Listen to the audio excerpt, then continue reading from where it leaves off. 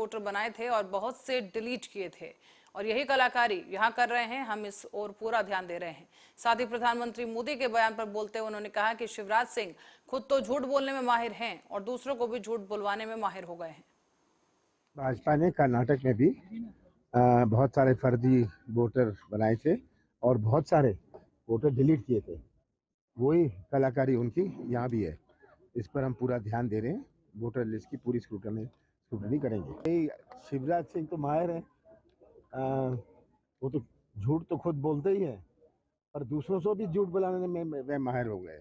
क्या लगता है आपको, आपके पक्ष में माहौल है? देखिए, मुझे मध्य प्रदेश के मतदाताओं पर पूरा विश्वास है कि वे प्रदेश के भविष्य को सुरक्षित। भारतीय जनता पार्टी के पूर्व प्रदेश अध्यक्ष और उत्तर पूर्वी दिल्ली के सांसद मनोज तिवारी ने केजरीवाल पर आरोप लगा दिया है कि वो दिल्ली के विकास के दुश्मन हैं और उन्होंने दिल्ली मेरठ रैपिड रेल को दिल्ली के हिस्से का पैसा देने से मना कर दिया है। दरअसल मनोज तिवारी ने आरोप लगाते हुए ये भी कह दिया कि सीएम केजरीवाल ने ये साबित कर दिया है कि जो न सिर्फ शर्मनाक है बल्कि दिल्ली के मतदाताओं के साथ गद्दारी है। ये बहुत ही शर्मनाक है अरविंद केजरीवाल जी। आप दिल्ली के विकास के इस प्रकार से दुश्मन बन जाते हो। आज दिल्ली मेरठ रैपिड रेल, आप इसको दिल्ली का हिस्सा देने से इनकार करके दिल्ली को सजा क्यों देना चाहते हो? आप लगातार पहले भी, याद है, मेट्रो के चौथे फेज के लिए भी आपने पैसा नहीं दिया। प्रगति मैदान टनल भी नरेंद्र मोदी जी को स्वयं बनाना पड़ा। आप दिल्ली से किस बात का बदला चुकाते हो? आज आपने सर्वोच्च न्यायालय के सामने खड़ा होकर बोल दिया हम नहीं देंगे, और आपको कितनी सुननी पड़ी? आपको बुरा लगा होगा ना, जब आपको माननीय सुप्रीम कोर्ट से टिप्पणी मिलती है कि एडवर्टीजमेंट पे खर्च करने को तो पैसे हैं आपके पास। अब आपको हिसाब भी देना पड़ेगा। आप गुस्सा भी हैं क्योंकि आपके साथियों का बिल नहीं हो पा रहा है। वो बीजेपी के पास नहीं है, वो कोर्ट के पास है। दिल्ली से इस तरह का बदला चुकाना बंद करिए। वो समय बहुत करीब है जब आपको इस लायक भी नहीं दिल्ली छोड़ेगी कि अब आप दिल्ली के लिए कोई फंड रिलीज करें। भोपाल के लाल परेड मैदान में हो रहे संविदा कर्मचारियों के महासम्मेलन पर नेता प्रतिपक्ष गोविंद सिंह ने शिवराज सरकार को आड़े हाथों लिया। कहा गया कि 18 साल की शिवराज सरकार ने किसी संविदा और अन्य कर्मचारी का भला नहीं किया है और अब शिवराज सरकार की नैया डूबने वाली है। बरसों से पहले ये सब संविदा अतिथि कौन लाया है? इसके सूत्रपात करने वाले अगर कोई है तो शिवराज सिंह जी हैं। 18 वर्ष से आप सरकार में बैठे हो। अब जब उनकी नैया डगमगाने की डूबने वाली है तो आप लोगों को लालच देकर अपने साथ मिलाने का काम कर रहे, गुमराह करने का काम रहे। नौजवान आम जनता शिवराज सिंह की बातों पर विश्वास नहीं कर रही और मध्य प्रदेश की जनता अब ऊब चुकी है शिवराज सिंह के चेहरे से। बदलाव चाहती है और फिर हर योजना जो दे रहे हैं, घोषणा कर रहे हैं, कहाँ से करेंगे? कहाँ से पैसा है? 3.5 लाख करोड़ का कर्जा लाद दिया। हर माह कर्मचारी को वेतन देने के लिए कर्जा ले रहे हैं। 6-6 महीने से आंगनबाड़ी कार्यकर्ता, रसोईया जो बच्चों को दलिया खाना बनाते हैं, गरीब आदमी उनको वेतन नहीं बांट पा रहे। उनके 6-6 महीने से वेतन नहीं दिए, कहाँ से पैसा आएगा? बरसों से पहले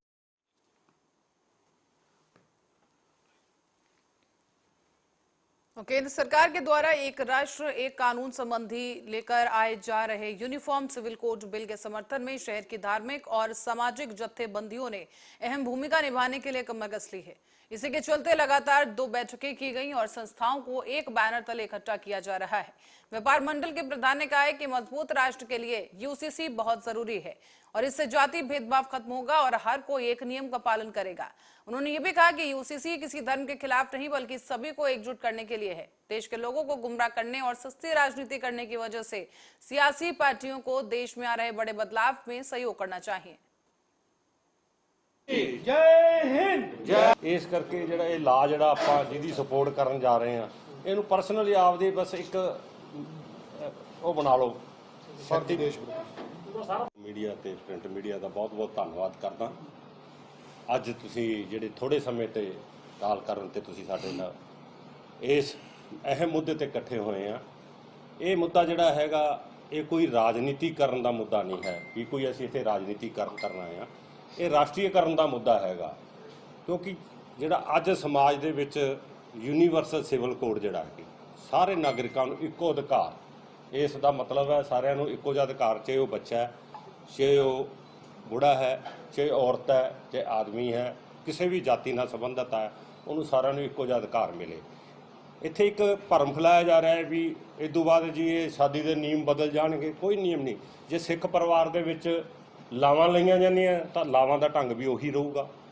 ਜੇ ਹਿੰਦੂ ਪਰਿਵਾਰ ਦੇ ਵਿੱਚ ਫੇਰੇ ਲਏ ਜਾਂਦੇ ਆ ਤਾਂ ਉਹਦੇ 'ਚ ਵੀ ਕੋਈ ਪਰਿਵਰਤਨ नहीं है।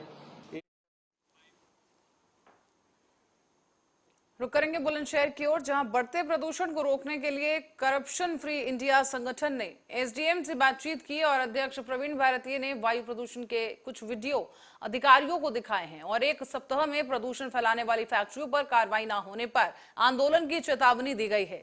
साथ ही औद्योगिक क्षेत्र में बढ़ते प्रदूषण को लेकर सिकंदराबाद एसडीएम को भी ज्ञापन सौंपा गया है। आज हम लोग यहाँ सिकंदराबाद तहसील में एसडीएम महोदया से हम लोग मिले हैं और हमारी प्रमुख मांग ये है कि सिकंदराबाद औद्योगिक जो क्षेत्र है इसमें बढ़ते हुए जलवायु प्रदूषण पर रोकथाम लगाने के लिए आज प्रदूषण विभाग के अधिकारियों के साथ हमारी बैठक कराई है और उस बैठक में यह निर्णय हुआ है कि एक कमेटी का गठन किया जाए और वह कमेटी जो है औद्योगिक क्षेत्र में जाए, जितने भी फैक्ट्रियों के द्वारा जल वायु प्रदूषण किया जा रहा है उन पर जो है रोकथाम लगाई जाए, उनकी जांच की जाए और उनके विरुद्ध जो है कार्रवाई करते हुए उन पर जुर्माना लगाने की आज जो है मांग की गई है। अगर यह कार्रवाई एक सप्ताह के अंदर नहीं हुई तो करप्शन फ्री इंडिया संगठन तहसील प्रांगण में आंदोलन करेगा, पैदल मार्च करेगा और आवश्यकता पड़ी तो हम लोग भूख हड़ताल पर भी यहाँ बैठेंगे।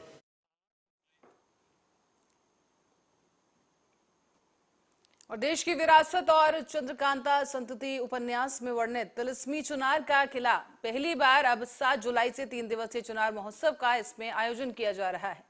बता दें कि सांस्कृतिक ऐतिहासिक धरोहर को संजोए हुए अपनी विरासत को दुनिया के सामने लाने के लिए इस महोत्सव का आयोजन किया जाना है और किले को जहां पर आकर्षक रूप से लाइट और रंगोली के माध्यम से सजाया जाएगा, जबकि जिले में पहली बार लेजर साउंड शो को यहां पर आयोजित किया जाएगा और इसी शो के माध्यम से गौरव गाथा का प्रदर्शन होगा।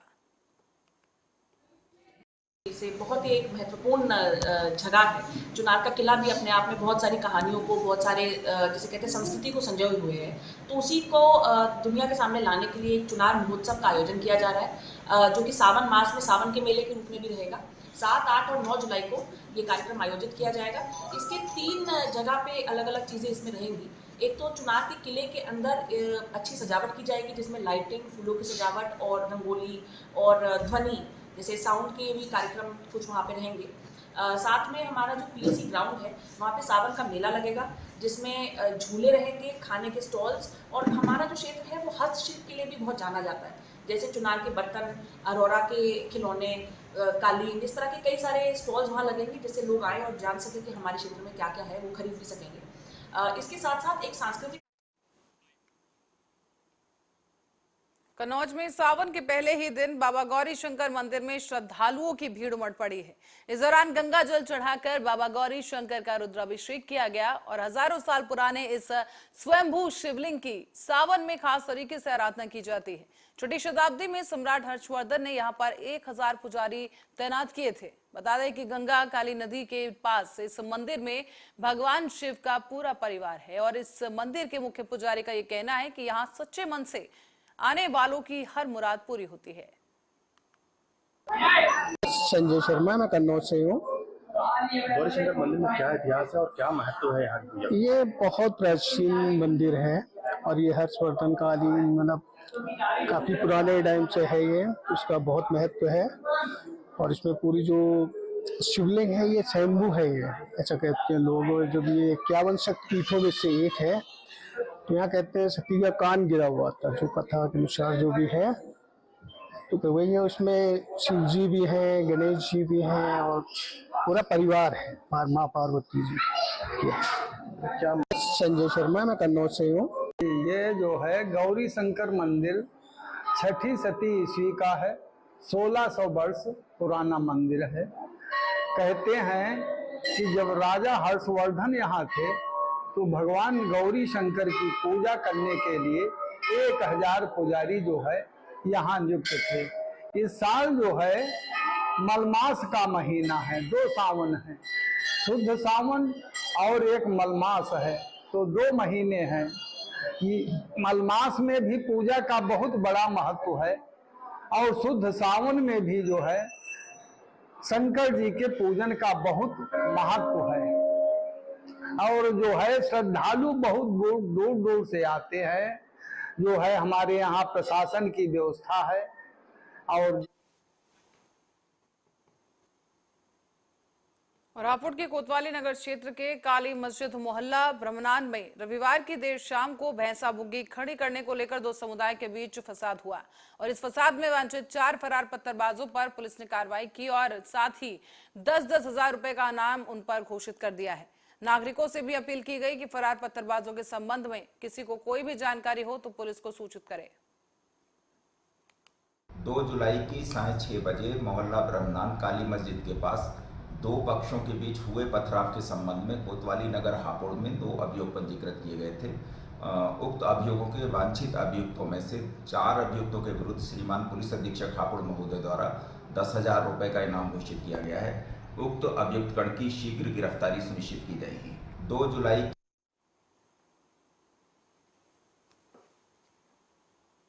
और धरती के भगवान कहे जाने वाले डॉक्टर चंद रुपयों के लालच में हैवान बन बैठे हैं और इसका सीधा असर आमतौर पर जनता को भुगतना पड़ रहा है। बता दें कि हाल ही में रायबरेली में एक डॉक्टर के इंजेक्शन लगाने की वजह से नवजात बच्चे को इन्फेक्शन हो गया और दूध मुहे इस बच्चे की जो हालत है वो काफी खराब होने लगी और बताया जा रहा है कि गैंग्रीन इन्फेक्शन बच्चे की बाहों में फैल गया है। इसके बाद अस्पताल प्रशासन ने जबरन ही मरीज के परिजनों से लिखवाकर उन्हें अस्पताल से भगा दिया। पीड़ित बच्चे के पिता ने जिलाधिकारी से न्याय की गुहार लगाई है, तो वहीं जिलाधिकारी ने अस्पताल के खिलाफ कड़ी कार्रवाई के निर्देश दिए। मामला है शहर के नेहरू नगर में क्रॉसिंग के पास बने प्राइवेट सत्यम हॉस्पिटल का। हम लोग सत्यम हॉस्पिटल आए हैं। यहाँ पर 13 जून को एक बच्चा राघव नाम का भर्ती हुआ था। सुरेंद्र शर्मा उसके पिताजी थे। यहाँ पर इलाज चला बच्चे का और उसके हाथ में गैंग्रीन हो गई है। इलाज के बाद वो यहाँ से 20-21 तक इलाज चला है। उसके बाद वो बाहर चला गया है। अब वो बच्चे का हाथ खराब हो गया है। अब उसको SGPGI के लिए भेजा जा रहा है। अब वो आगे की कार्रवाई जांच के बाद ही पता चल पाएगी। सर, प्रथम दृष्टया क्या लग रहा है? ब्रांको निमोनिया से पहले इसको हुआ था, उसका इलाज किया, बच्चे को आराम मिल गया था। अब इसमें कोई डिजीज़ होगी तो अब वो हायर सेंटर से जांच कराने के बाद ही पता चल पाएगा। अस्पताल की लापरवाही आ रही सामने कुछ? अभी कुछ इस समय कहना मुश्किल है कि अस्पताल की लापरवाही है। और भी मरीजों से मैंने यहाँ जो भर्ती हैं उनकी जांच की है, तो ज़्यादातर लोगों ने बताया कि हमारे बच्चे में इम्प्रूवमेंट है। मतलब आज हम DM ऑफिस आए हैं। हमारे बच्चे को जो है बुखार आ रहा था, तो उसको मैंने सत्यम हॉस्पिटल में 13 जून को जो है एडमिट कराया और उन्होंने जो है गलत जगह बीको लगाने की वजह से इन्फेक्शन फैल गया उसमें। और उसके बाद जो है हम उनको बोले भी जो है इसमें ये क्या हो रहा है, तो जो बोल रहे हैं कि नहीं ये सही हो जाएगा, कोई दिक्कत नहीं। उसके बाद मुझे लगा कि अभी यहाँ पे नहीं सही होगा, तो मैं अपनी तरफ से जो है निकाल के जो है एम्स में लेके गए। एम्स में बताया कि जो है अभी हाथ काटना पड़ेगा। DM मैम ने जो है अभी बोले कि जो है उसका इलाज जो है करवाइए, जो है किसी अच्छे अस्पताल में, और जो भी कार्रवाई अस्पताल के खिलाफ कार्रवाई के लिए क्या? हाँ, जो भी बोलिए कि जो भी अच्छे से बेहतर कार्रवाई होगी वो हम करेंगे।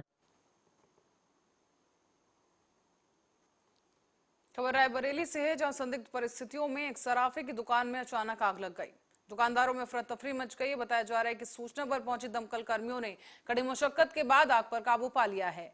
मामला है कैंपरगंज बाजार में स्थित सराफा मंडी का, जहां ज्ञात कारणों के चलते कुमार गोल्ड पैलेस भवन में बेसमेंट में आग लगी है। बताया गया कि घटना में गनीमत ये रही कि जान माल का कोई नुकसान नहीं हुआ है। 10:45 पे कैपरगंज थाना कोतवाली में आग लगने की सूचना मिली। तत्काल फायर सर्विस की 2 गाड़ियां वहां के लिए भेजी गई। देखा गया कि बेसमेंट में आग लगी हुई थी और उसमें धुआं भरा हुआ था, तो फायर सर्विस ने उसमें अपनी जान को जोखिम में डालते हुए बेसमेंट में घुस करके तत्काल उसे आग को पूर्ण रूप से फैलने से रोकते हुए बुझा दिया। किसी तरह की कोई जनहानि नहीं होने पाई। 10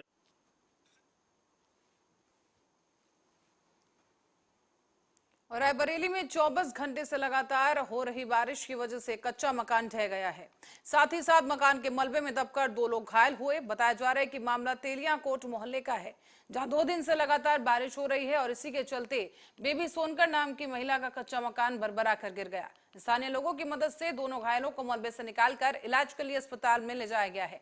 सूचना पर पहुंची पुलिस ने वहां पर घायलों को उपचार के लिए भर्ती कराया है। बताया जा रहा है कि राजस्व कर्मी भी पहुंचे हैं और मकान गिरने से नुकसान का आकलन करने के बाद क्षतिपूर्ति किए जाने का आश्वासन दिया गया है।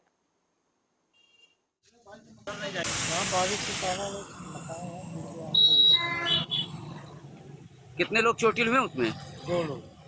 2 लोग चोटिल हो गए। एक ऑटो रिक्शा उसी से उसका जीवन चल रहा था। कोई अधिकारी आया था मौके पर? अधिकारी ने सीएम सदर को फोन किया है, की टीम आ गई है।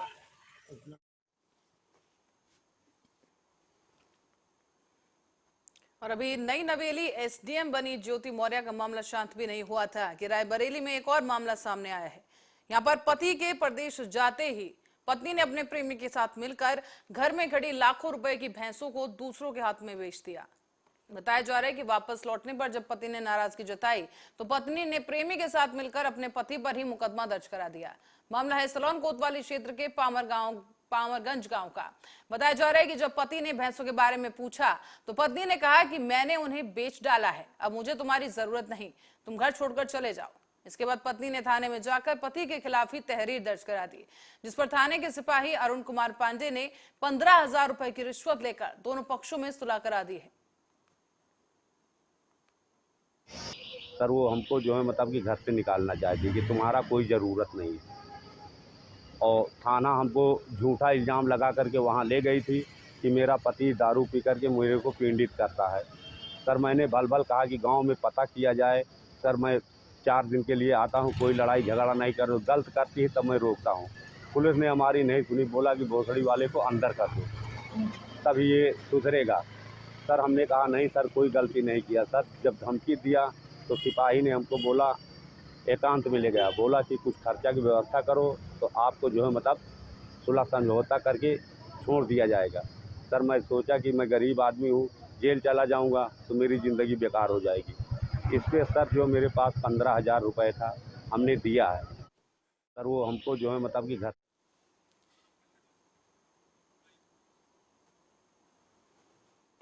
और आज से शुरू हुए पवित्र सावन माह के साथ ही रायबरेली में सुरक्षा के इंतजाम भी कड़े कर दिए गए हैं। कांवड़ यात्रा को लेकर जिला प्रशासन और पुलिस ने सभी रूटों का निरीक्षण कर लिया है। इस दौरान जहां जिला प्रशासन ने कल से ही आगामी 31 जुलाई तक के लिए निषेधाज्ञा की घोषणा कर दी है, वहीं इसे लागू करने के लिए भी कड़े निर्देश दिए गए। पुलिस साफ तौर पर कह रही है कि इस दौरान धारा 144 का उल्लंघन करने वालों के खिलाफ सख्त पेश आया जाएगा। इस दौरान कांवड़ यात्रा मार्ग पर मीट मछली की बिक्री भी पूरी तरीके से प्रतिबंधित रहेगी। एसपी आलोक प्रियदर्शी ने कल शाम से ही कांवड़ यात्रा मार्ग और गंगा घाटों का निरीक्षण शुरू कर दिया है। देखिए कांवड़ यात्रा को लेकर के हमारी सुरक्षा व्यवस्था मुकम्मल है। सारे रूट्स का भ्रमण करके उनकी रूट प्रोफाइलिंग कर ली गई है। रास्ते में जो भी मांस मच्छी की दुकानें हैं या जो अन्य उस तरह की ऑब्जेक्शनेबल दुकानें हैं, गूलर के पेड़ हैं, उन सबको आइडेंटिफाई कर लिया गया है और उनके लिए अलग से दिशा निर्देश पारित किए जा रहे हैं। बारिश हो रही है उसको लेकर किस तरीके से? बारिश की वजह से जलस्तर थोड़ा बढ़ा है, जिसको लेकर के अलग से हम लोगों ने निर्देश दिए हैं। हमारे यहाँ 3 महत्वपूर्ण घाट हैं, तीनों के लिए अलग से बता दिया गया है। वहाँ पर सुरक्षा व्यवस्था चौकस की जा रही है। हम लोगों ने हेडक्वार्टर से 2 प्लाट। रायबरेली में सड़क हादसा हो गया है, जिसमें स्कूली बच्चों को लेकर जा रही बस अनियंत्रित होकर सड़क किनारे गड्ढे में जा गिरी। बताया जा रहा है कि बस में बैठे बच्चों में चीख पुकार मच गई और ड्राइवर और एक छात्र घायल हुआ है। मामला है लालगंज कोतवाली क्षेत्र के अंतर्गत सरेनी मार्ग का, जहां पर एसजीएस स्कूल में छुट्टी होने के बाद ये बस इन तमाम बच्चों को छोड़ने जा रही थी और तभी यह हादसा हुआ। स्थानीय लोगों की मदद से घायलों को इलाज के लिए सीएससी लालगंज लाया गया है, जहां बस चालक रामबरन की हालत काफी गंभीर है। उसे जिला अस्पताल रायबरेली के लिए रेफर कर दिया गया। क्या घटना हुई है दादा? बबुल के एक लकड़ी आए, वही लकड़ी में डिसबैलेंस गाड़ी है, वही में यहाँ आके नहीं आ। अच्छा, किस स्कूल की गाड़ी है ये? यह है जैसे एसडीएस लालगंज की गाड़ी है। अच्छा, चोट किस किस को आई है? चोट खाली ड्राइवर की आई, एक लड़का की आई। एक लड़के की। और औरैया में हाल ही में हुई एक लूट की घटना का खुलासा करते हुए पुलिस ने आरोपियों को गिरफ्तार कर लिया है। बता दें कि वारदात 28 तारीख की है, जब बैंक से पैसे निकाल कर आ रहे एक शिक्षक के साथ लूट की गई। 3 बाइक सवार आरोपियों ने इस वारदात को अंजाम दिया है और बताया जा रहा है कि पुलिस ने एक आरोपी को गिरफ्तार किया, दूसरा आरोपी मंगलपुर कानपुर से गिरफ्तार किया गया और एक आरोपी अभी भी पुलिस की पकड़ से बाहर है, जिसकी तलाश के लिए टीम गठित कर दी गई है। औरैया के लोहा मंडी की घटना बताई जा रही है। 28 जून को 12:30 बजे SBI बैंक जो कस्बा विधना स्थित है, वहाँ पे रिटायर्ड शिक्षक ओम प्रकाश सिंह अपना पेंशन का पैसा निकालने के लिए आए थे। जैसे ही पेंशन का पैसा निकाल करके बाहर गए और 3 अपराधी पल्सर सवार आए और उनका बैग छीन करके भाग गए, जिसमें उनका 20,000 रुपये था।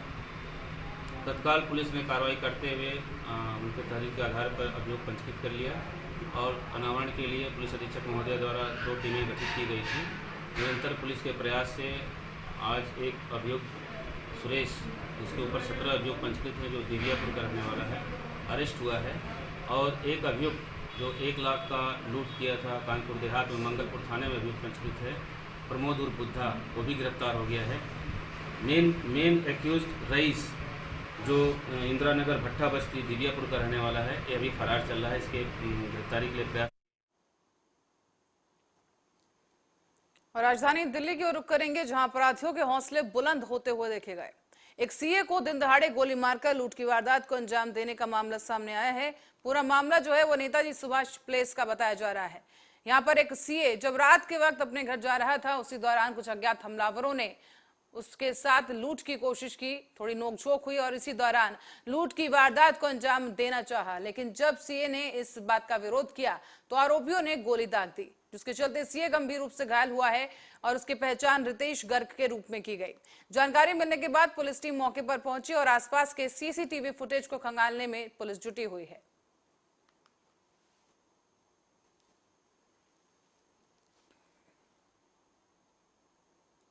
और गोरखपुर में भगवान भोले के मंदिरों में श्रद्धालुओं की भीड़ लगना जारी है। जल चढ़ाने के लिए लोग सुबह से ही मंदिर में कतार लगाए खड़े हैं।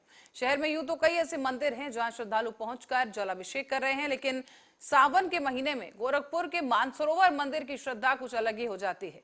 बताया जा रहा है कि यहाँ भगवान भोले को जल चढ़ाने का सिलसिला लगातार जारी है। सीएम योगी से लेकर उनके गुरुओं तक ने यहाँ पर सावन में भोले बाबा को जल चढ़ाया है। कहा यह जाता है कि इस मंदिर का नाथ संप्रदाय से एक अलग ही लगाव है। मानसरोवर ये बहुत प्राचीन मंदिर है। राजा मान सिंह के ज़माने से करीबन 2000 वर्ष से पुराना है।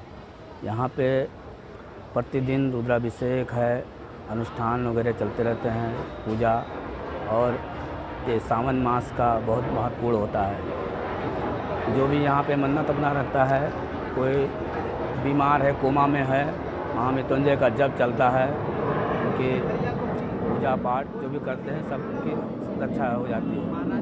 कहा जाता है नाथ संप्रदाय से एक पुराना संबंध। जी, नाथ संप्रदाय से ये बाबा गोरखनाथ के समय से है।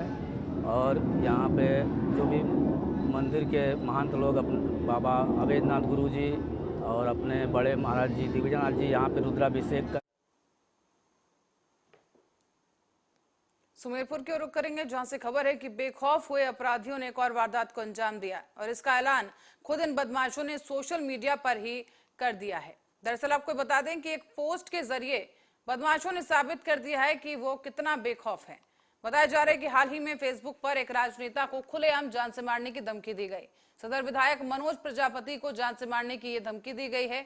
स्पष्ट तौर पर कहा गया कि मैं खुद मर जाऊंगा या फिर विधायक को मरवा दूंगा।